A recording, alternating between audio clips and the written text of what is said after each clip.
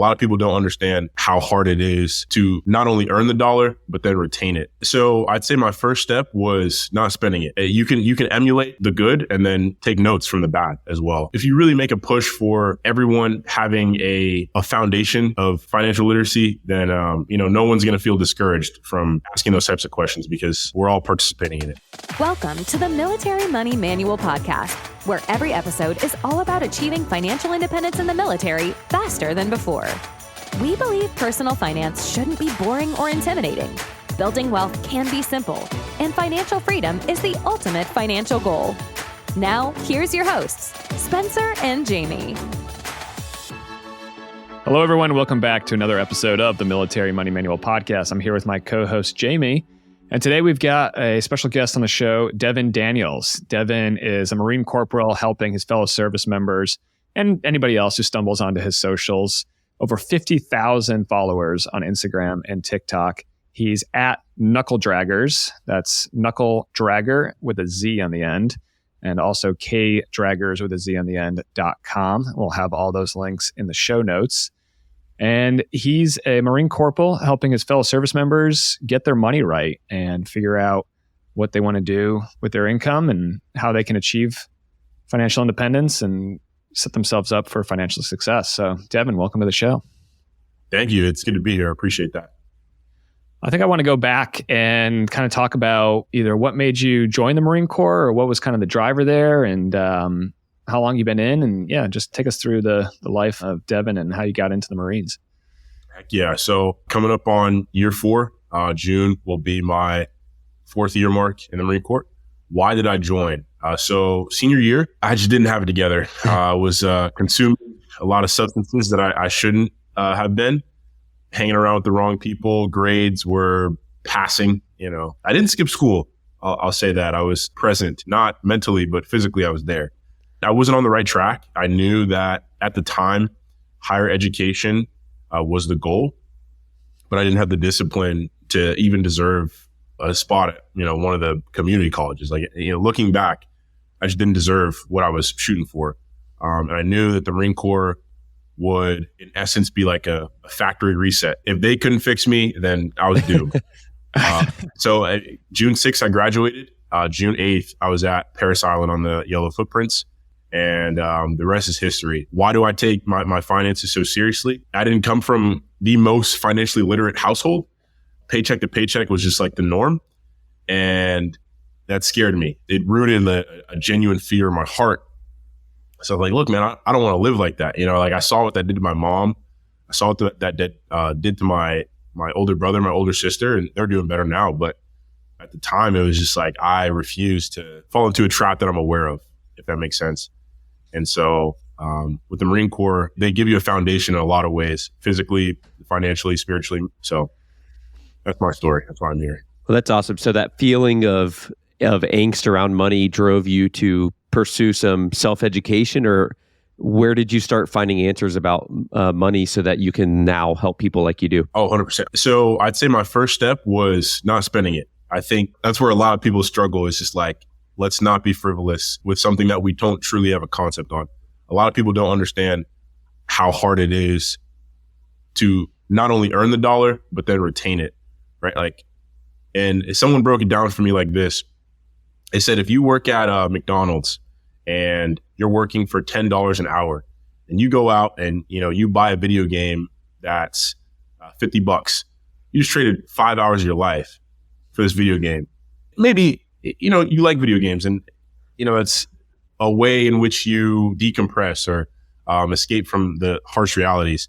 But when you start thinking about your money in currencies outside of Andrew Jackson and Benjamin Franklin, it really starts to mean something to you. That's what I looked at my time spent in the Marine Corps in the first and second year as, is like, okay, I'm trading my time for things that probably don't matter. So I need to tighten up.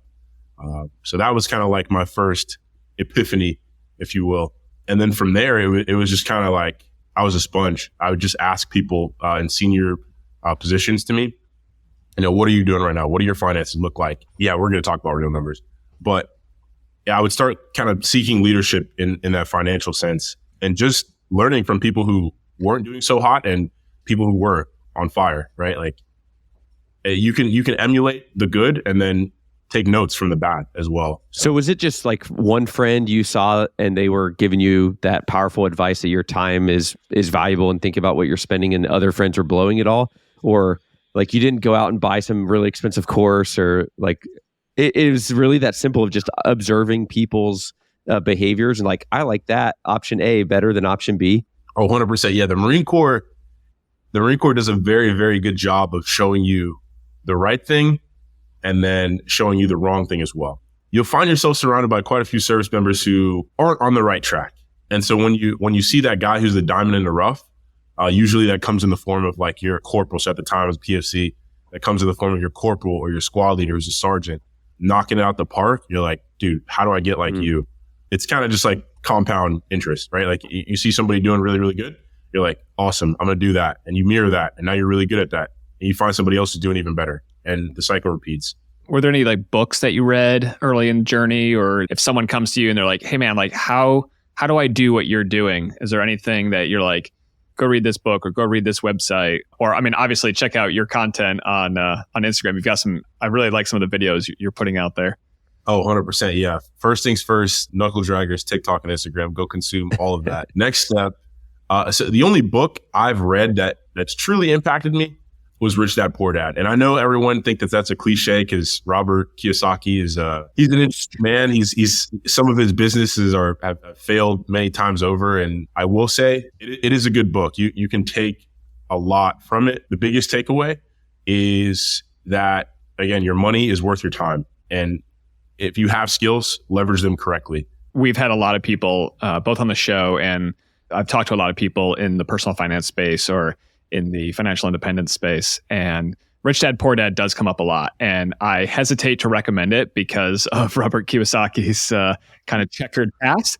But even my own father read it. And like, if that's the thing that like, flicks on the light bulb, if that's the book that kind of like changes your mindset from, oh, like I need to be buying assets so that I'm not trading my time for money for my entire life, like then fine. If that's the one book you read and that's what turns on the light bulb and gives you that idea that, hey, maybe I shouldn't be a wage earner for my entire life. Maybe I should be buying assets that are going to be throwing off income or are going to be growing, like, stocks and bonds and ETFs. And we can get into kind of, your own investment philosophy, but you were kind of hesitant to recommend it, but I think if it works, it works, right? I don't think there's anything wrong with recommending Rich Dad Poor Dad if that's what flips the switch for somebody. I think it is because a lot of us have those role models in our life. We have somebody who's heavy set. Usually it comes in the form of parents, but we have someone who's heavy set on you going to school and incurring debt. And debt, if utilized correctly, is not the worst thing in the world, but you do need someone in your life to kind of counteract that and say, all right, well, school is awesome, but is it necessary, right? Here are other paths that you can take. Devin, a lot of people, when they reach out to us from an enlisted perspective, they're like, hey, we just don't make enough money. How did you work through that of as an E2, E3 starting out and the salary that you get, which is out there, everyone knows exactly what the pay is, and it's not a lot. Is it possible to start working towards building wealth and saving money as a young enlisted service member in today's economy? Oh, 100%. And the first step is getting rid of the idea that you don't get paid enough. As an 18-year-old with nothing to your name but a degree and no tangible, intangible skills, no education, again, outside of that high school diploma, what could you really, okay, so we break it down, right? Like as a Lance Corporal, you're on average, I crunched the numbers, and this is with total compensation. So the net profit from the paycheck that you see on the 1st and 15th, plus everything else. So all the benefits, the amenities, the schooling, we'll take that out because not everybody wants to go to school. Fine. That's like $4,500 out the window. You're bringing home like $55,000 at 18, 19, 20 years old with no skills. These are pretty good numbers. And so if you choose to do right by them, you can do so. That's step number one, is getting rid of the mindset that I don't get paid enough, so I'm not even going to do right by the money in the first place. That's nonsense. I'm sorry. What was the second half of the question? I apologize. Basically, how do you get started? So once you shift your mindset now and you acknowledge that I'm in control of my future and I'm not just a victim here, like what do I do to actually save money on an E-4 salary, let's say?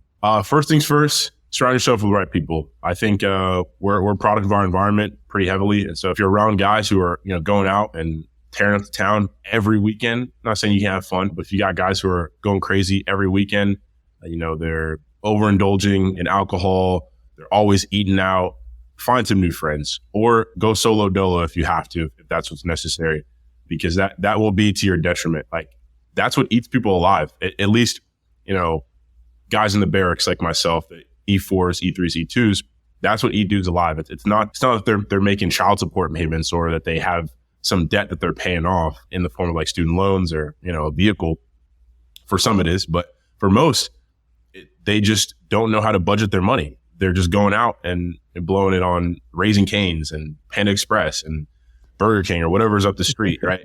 So I would just say tighten up on the expenses that aren't necessary, where the military is covering your bases, right? Like the food, that's a big one for a lot of people.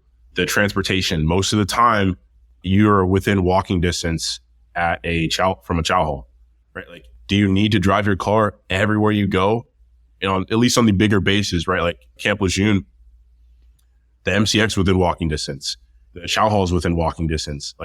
And most of the time, that's going to be the only thing you're going to throughout the day. A lot of things off base just aren't necessary. You have all the amenities provided. Why not utilize them? Okay, Devin, I'm just going to hit you with some rapid fire questions here.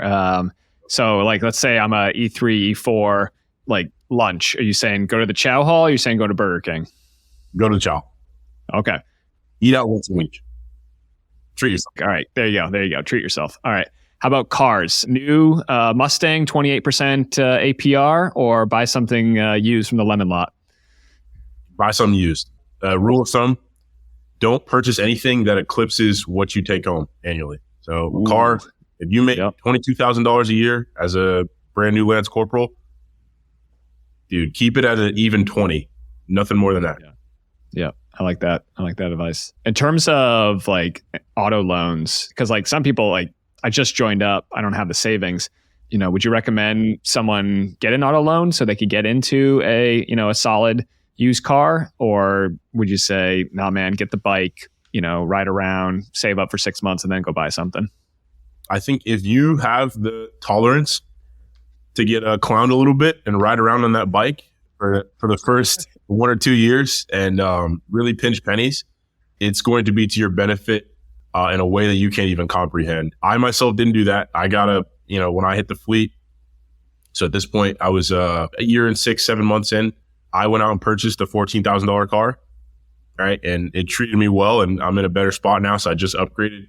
I'd say it's worth it. It gets you a good point A to point B vehicle, nothing fancy, right? Yeah. But at the same time, don't get something that's on its last legs, because then that's more financial problems down the road. But there's nothing wrong. You get a car if you're living within your means. But if you do decide to thug it out, use the Lamborghinis instead of the Lamborghinis, then you find yourself in a much better spot later on. I think it's important for people to understand if your take-home pay is $2,200 a month and $700 of that is going to a car payment, the percentage just isn't going to work out real well for you there. No, it isn't. And very good chance, because you're so young and we just inherently make dumb decisions, you crash that thing. I've seen it happen so many times. Right? They get some towed or something goes crazy wrong, and now you're paying for something you can't even use. Now you look really stupid. You're stupid and dumb. So. Just a quick note from one of our sponsors, and then we'll be right back to the show. It's no secret Spencer and I are both huge fans of the Thrift Saving Plan, the military's version of the 401k retirement plan. We've both been investing in the TSP for over 14 years and are thrilled to announce we've consolidated all the information you need to know into a new course called the Confident TSP Investing Course. That's right. The course is a comprehensive guide to navigating the TSP, breaking it down to easy, bite-sized chunks that lay out the basics of the thrift savings plan, the funds available, and the investing strategies so you can build wealth while you serve. We both know what it's like to be a beginner and to be overwhelmed with all the information that's out there about investing in the TSP. Head over to militarymoneymanual.com/TSP, Tango Sierra Papa, to find our simple breakdown of all you need to know. You get lifetime access, and we'll have a growing library of content. And one of my favorite parts about the course is that for every course we sell, we're going to be donating one to an E4 or below. Yeah, I love that feature of the course, Jamie. So if you're an officer, an NCO, a senior NCO out there, and you purchase a course, first of all, thank you. And also know that you're helping a fellow service member, a sailor, a soldier, a Marine, an airman, a guardian, a Coast Guardsman, E4 or below, take one step closer to their financial success. The link's in the show notes, or head over to militarymoneymanual.com/TSP, where you can sign up for the Confident TSP Investing course. Now, back to the show. So Devin, let's say we've kind of picked someone's interest today and they're kind of intrigued now with this whole investing and saving money thing. What's the future for them? What's the why of they should care about what they do with their money each month as an enlisted service member? What's out there for them in the future? It's funny that you ask what's out there for them. Usually going forward, most of us at some point want to have a family. Most of us at some point have goals that go beyond ourselves and kind of serving our ideals. And so I think it just comes down to selflessness, right? Like, I know what it looks like to not know where the next meal comes from, been on EBT, been in the Zone 6 housing. I would never want my child to experience that. That's an extreme situation, right? Like, I don't know the stats on this, but I would assume that most Americans are not struggling to the point where government assistance is needed in every facet of life. But why would you want to be anywhere near that? You want to be as far away from that as possible, in my opinion. And so going forward, I think the why, or the motivator, needs to be that you know what it looks like for yourself to struggle. Why would you ever want to impart that on someone else? Yeah. You want to be the provider. You want to be the person that when you do start that family, you're like, I got this. Like, I know what I'm doing. I'm going to create a life that I'm proud of and that I want. Yes. Maybe it's the life that I wish I had when I was growing up, but at least I can give that to my spouse, my partner, or my son or daughter. Yes, sir. I want to talk about real numbers here for a minute, because we've been talking about some really high level concepts, which I think is really great. But you've got some impressive numbers on your Instagram page. Let's talk about what was kind of like, you've been in for 4 years now, and I talk to enlisted guys sometimes, and they're like, hey, I've been in for 4 or 5 years and I have literally nothing saved. I've spent all my money. Maybe I have a car. Maybe it's half paid off, right? But I have almost zero savings, zero emergency fund. If they buckle down, right? And if they get their act together, what was kind of your journey, year 1, year 2, year 3, year 4? Okay, so year 1, I had no education on the diverse vehicles that we have to invest in. All I knew about was a checkings and a savings. I knew that you're not going to lose money if you don't spend it. So everything went in the savings. And then I found out about CDs and how rates and how they can work for you over the long term. So I put my money into those. I was like, okay, CDs are cool, but 3-4%, that's not really cutting it.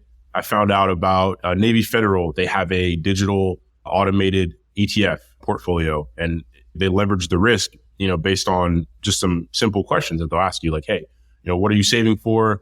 How much money do you have to contribute monthly? So I found out about that, put my money there. TSP is awesome, but I like to have options. So I participate in a Roth IRA as well, also through Navy Federal. Their investment services they're pretty cool guys, super helpful. But and then I got a high yield savings account as well. And that's where that emergency fund sits. If my car spontaneously combusts, my deductibles are super freaking weird. So here I have something to get me from point A to point B. But so did you start investing in your TSP and your Roth IRA in year 2 then? Oh, I'm sorry. I completely blew past the timeline. Yeah. So year 1 was just the savings account. Year 2, found out about CDs, started understanding rates. And so I had my money there. For the most part, again, just wasn't touching it because, again, your bases are covered. Year 3 is when I really turned up the heat in the kitchen, threw an extra 3% on the TSP. I think you start on the default's 2 or 3. I'm not sure what it is. But yeah, so I, cut my paychecks a little bit, ramped that up. Right now it's set to the 2025 L. I'm pretty sure I'm getting out, but we'll see. That could change within the next 3 months. So I got my money there.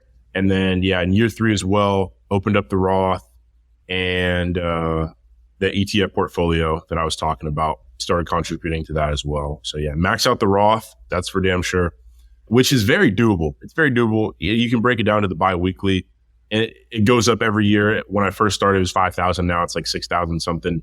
So biweekly, that's 270, or is it 290? Let me see.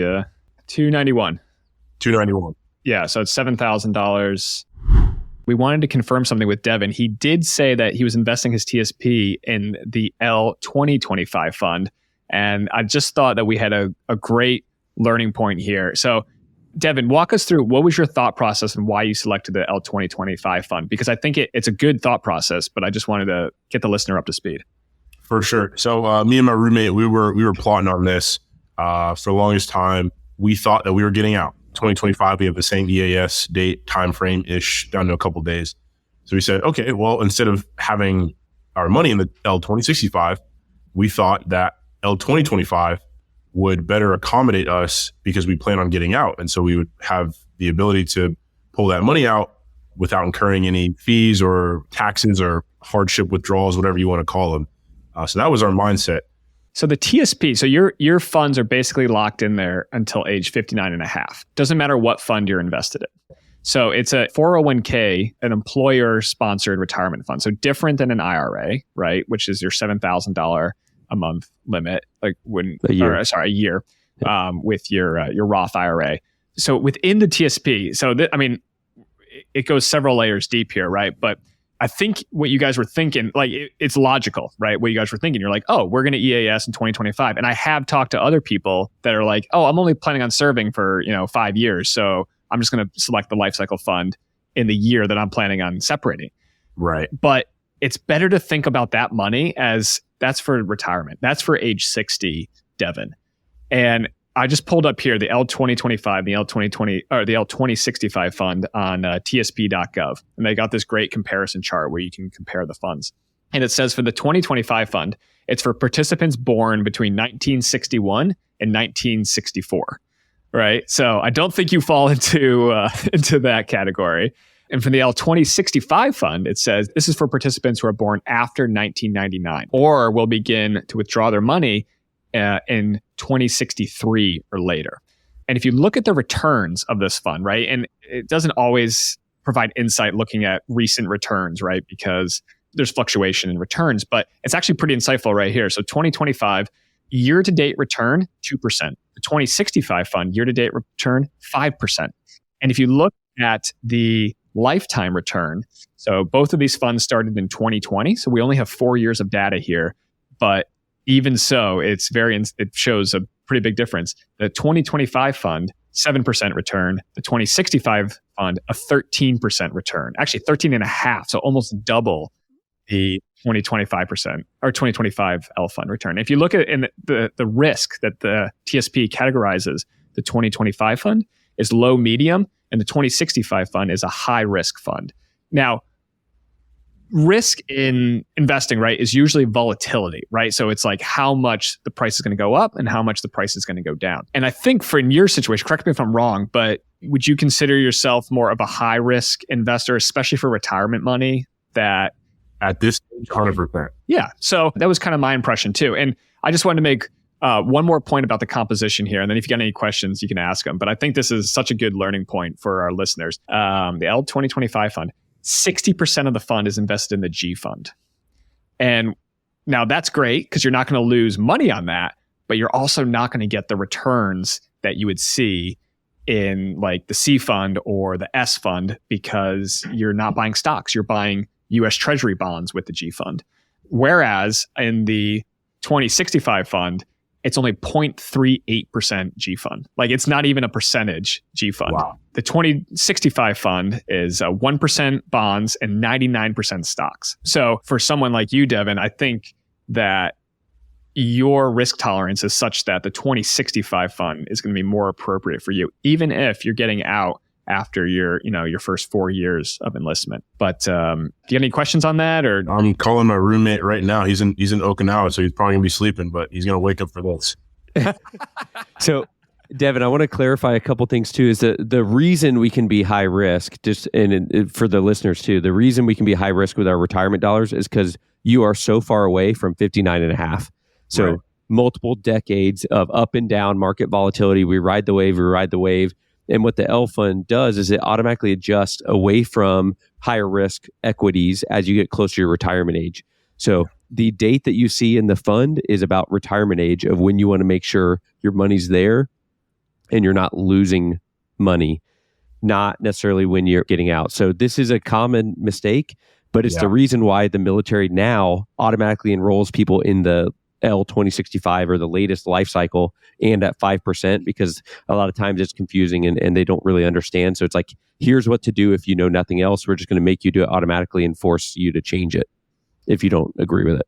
I can get on board with that because, again, there's a lapse in conversations like these. I would have been none the wiser. I would have thought I was on the right path, and I probably would have only adjusted it back thinking with that previous notion if, the time came and I just decided to stay in the service. So appreciate that. Yeah. And for the listener out there, like if this is relevant to you, where like all your money's in the G fund or you're in, the L2025 fund, but you're 22 years old and you've got 40 years of investing ahead of you, if you want to go change your asset allocation in the TSP, it's super simple. TSP.gov.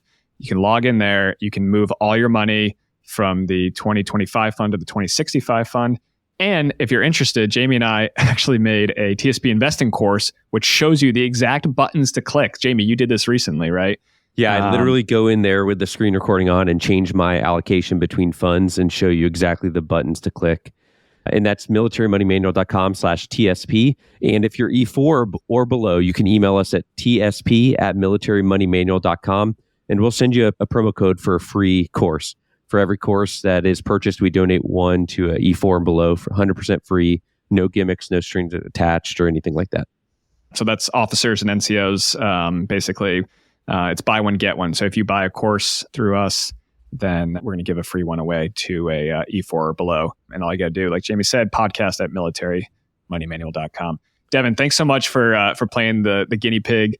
I think you're going to help dozens, if not hundreds of people just by opening up a little bit there and talking about the life cycle funds and the TSP. So thank you for offering that up.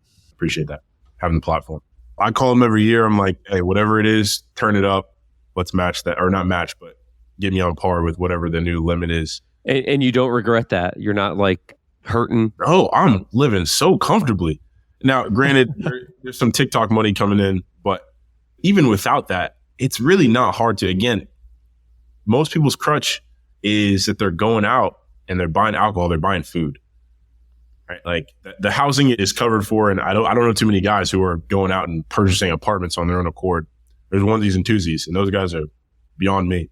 It usually just comes down to the perishables, so just alcohol and food. I don't spend any money on that, so the stuff that you're just going to consume that day or that week, and then you got to go buy it again the next day or the next week. Devin, do you mind pulling back the curtain a little bit? Like, what was your net worth? And we can, introduce the concept of net worth to everyone, but assets minus liabilities. So what you own minus what you owe.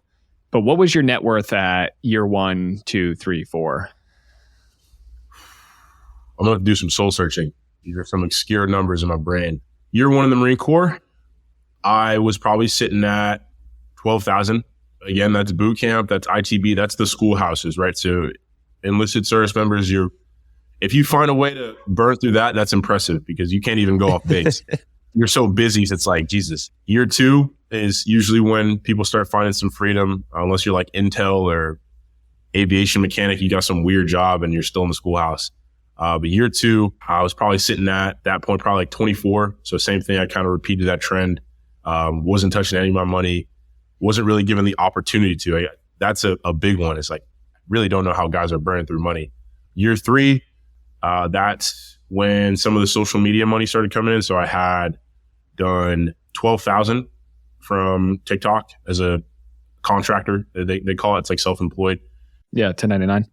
Yeah, there you go. So some of the money started coming in there. And then from the Marine Corps, again, probably sitting at around 40,000 at that point, because I tightened up even further. And we did Operation Allies Refuge. This is my first deployment. We got sent over to Italy and we got a massive per diem on top of the base pay, right? And again, we're working our behinds off, so there's no opportunity to spend that money.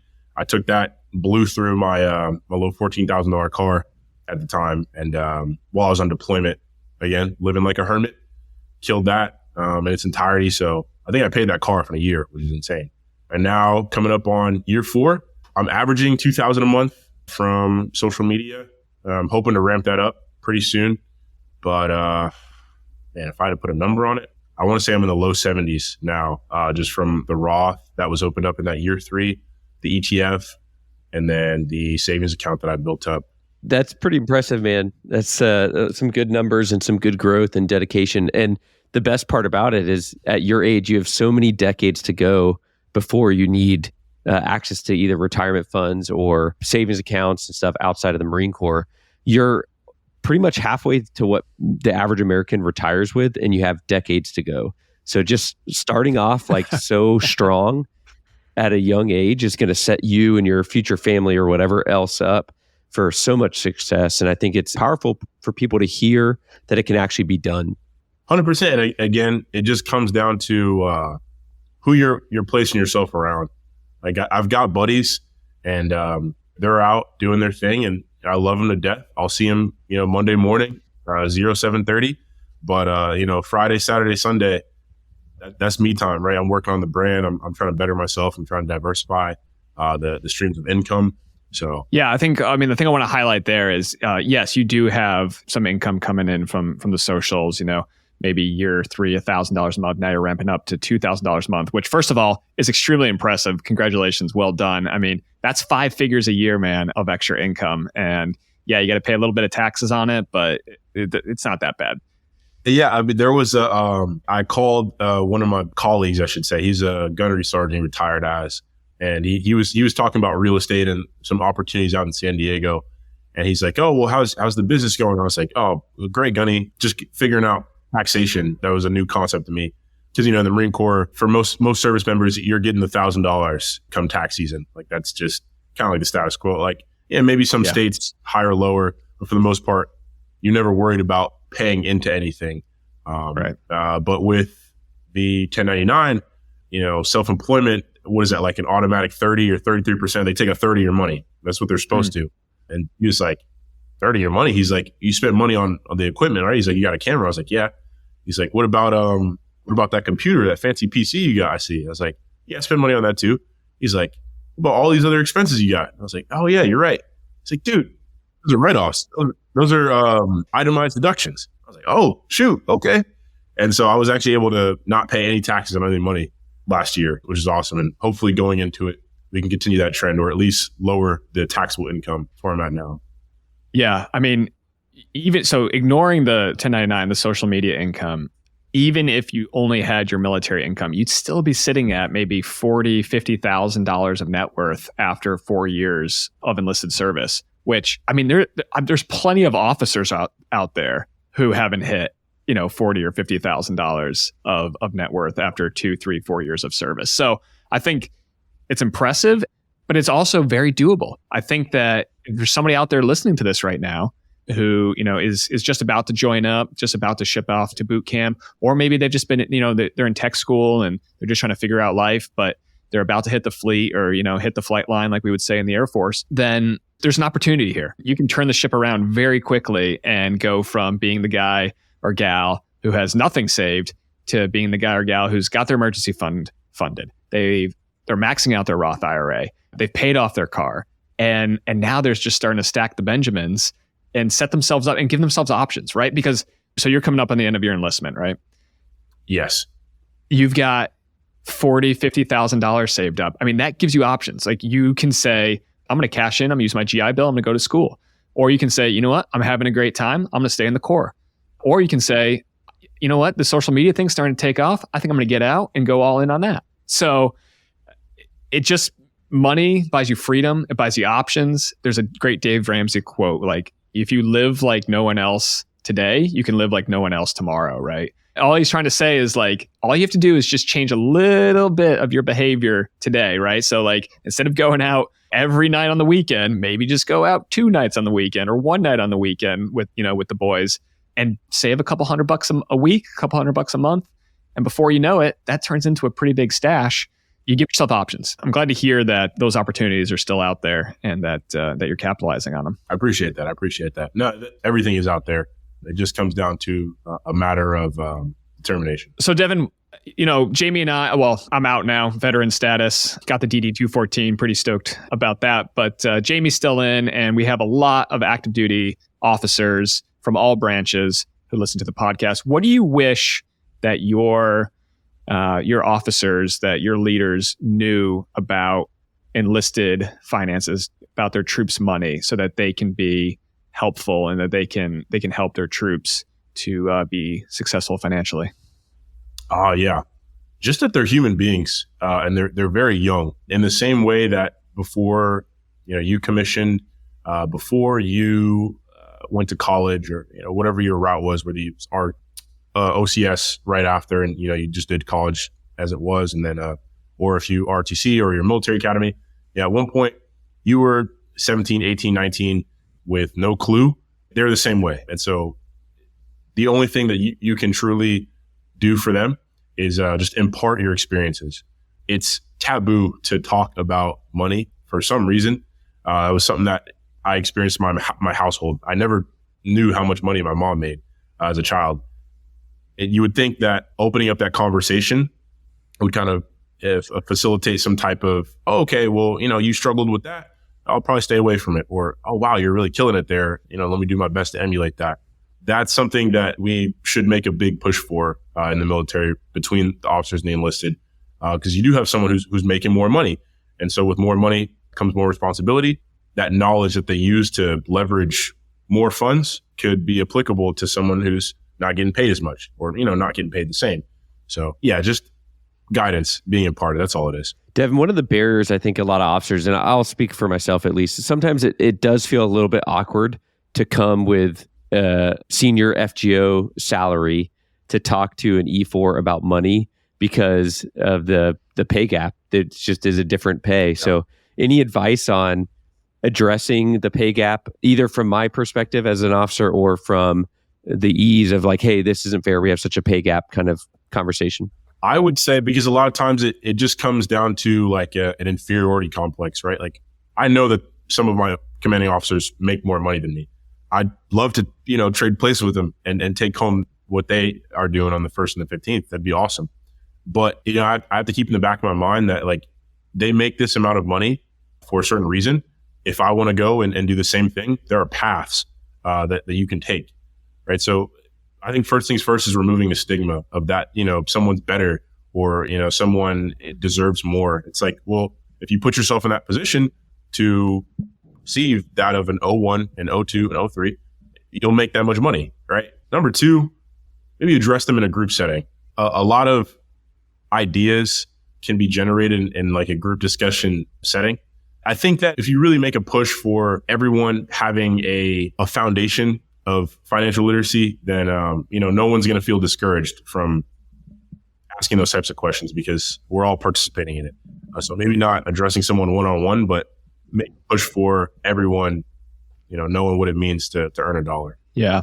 I think that's some great advice there, especially just remembering that, like, they're young, they're human. And like, what would you have wanted to hear when you were 17, 18 years old? It could just be as simple as like, hey, put 5% into your Roth TSP. Like, just get that going. That's a very simple thing. And they might not even understand what they're doing, but, in 5 to 10 years, when they finally have time to kind of like sit down and figure it out, or they're kind of forced to figure it out because they're getting out and they're like, what is this TSP thing? Then I think your troops will be grateful that you took the time to talk to them about it. Sure. 100%. Devin, you got any, as we start to wrap up here, any advice for, the listeners out there, either enlisted, officer, veteran? Oh yeah. Big takeaway, wherever you are in life, whether that be in the service, in college, trade school, working at your mom and pops, whatever it may be, just live beneath your means. Find people who are successful in your industry, emulate them, study the greats, and then wherever you find yourself again, just be all in, be committed, right? Like, at the end of the day, life is going to eat you alive if you're not at that top 10%, right? So commit to whatever you decide upon and stick with it. Devin, what's coming up for you, and where can people follow you if they want to keep digesting your amazing content that's out there? Thank you. What is next for me? That is very, very subjective. So again, looking to commission the United States Marine Corps. The MESA program is an awesome opportunity, but it is a big commitment. It is something that, once you set your sights on, that's, minimum 8-year pipeline. I'd love to see myself flying one day. So I got some questions for you guys following this, but love to see myself flying one day. So that's a 12-year right there. So you are locked in. At that point, I'd be at what, we're talking about like 16, 17 years time in service. So I'd probably just make the punch for 20. And once you hit 20, what's another 4 after that? But welcome to my life right now. Yeah, it's like, oh man, this is not a bad gig. But yeah, looking to possibly commission. I like to give myself options coming up on my EAS. That's a path that I could take. I could also get out. I've linked up with some people in the aviation community outside of this. And so there's been some opportunities presented there. But no matter what, you're going to be saving a portion of your paycheck for future you, which is what I love. Oh, 100%. Yeah. Nothing less. I don't have an option in my mind. The only option is to set myself up for success. So there's that. But all of that is dependent on acceptance letters. So I applied to Penn State, University of Utah, Go Utes, and Iowa State. And those are my safeties. Got into those, which is really cool. But I'm holding out for my Ivies. So I shot for Princeton, Yale, Harvard, and Brown. Hell yeah. Hoping Brown because they have an awesome collegiate rowing team. And my OIC, my commanding officer, at the time moved sections, but he went to Princeton and he rowed in college, and he kind of bugs me all the time because we're built the same. He's like, dude, you're a freaking alien, super long torso, super long arms. He's like, I need to see you behind some paddles. So the goal. So Brown's what I'm hoping for, but late March is when those results roll out. So we'll see. It really depends on if I get an acceptance letter or not. If I do, I'm punching it, man. I'm going to bleed green for another 12. If not, then, I'll EAS and fly in that regard. So either path that I take, I know I'll have a blast, and I know I'll be appreciative for my circumstances wherever I find myself. Awesome. We look forward to following that journey along. And remind us again where people can find you at TikTok, Instagram, and your website one more time. Oh, for sure. Yeah. And I'll be documenting, whether I stay and get out, the content will just take a pivot and reflect whatever I'm doing. But you can find me on Instagram and TikTok at Knuckle Draggers, KNUCKLEDRAGGERZ, Knuckle Draggers with a Z, all one word, and then kdraggers.com. Got some big things in the works, so check that out. Well, Devin, thanks so much for joining us on the Military Money Manual podcast. It's always great to get an enlisted perspective. I'm not big on the socials, but checking out your Instagram page especially, you've got some great content on there that really hooks you and has some surprising conclusions sometimes. But I appreciate that. I think you've got a great future ahead, and I look forward to following your future successes, whether it's on active duty or somewhere else. Thank you, Spencer. Thanks so much for tuning in to this episode of the Military Money Manual podcast. If you're enjoying the show, please feel free to rate, subscribe, and leave a review wherever you listen to your podcasts. This helps others find the show, and we really appreciate it. Thanks again for tuning in, and we'll catch you in the next episode. The views and opinions presented here are those of the speakers and do not necessarily represent the views of the DoD or its components. Reference to any commercial products or services does not constitute DoD endorsement of those products or services.